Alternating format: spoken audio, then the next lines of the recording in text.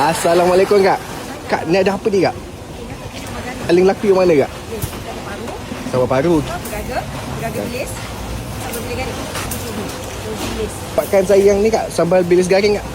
Dikir macam mana? Kita macam ni. Satu bekas ni RM10, 100 gram. Ni buat sendiri punya kak. Dia betul semua buat sendiri.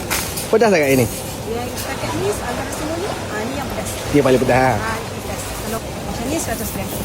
100 gram. Boleh tengok kak? Boleh. Ni RM10 lah. Ini RM10.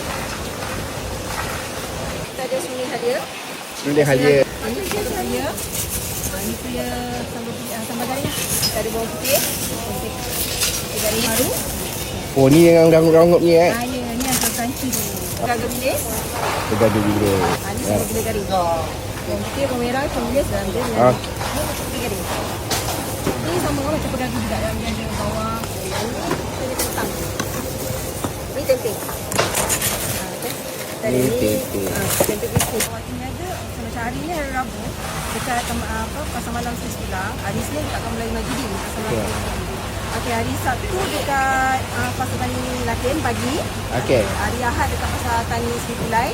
Jumaat Sabtu Ahad biasanya kat Plan sampai 11 malam. 9 sampai 11 Itu malam lah dekat pinggir jalan. Kak, terima kasih. Assalamualaikum.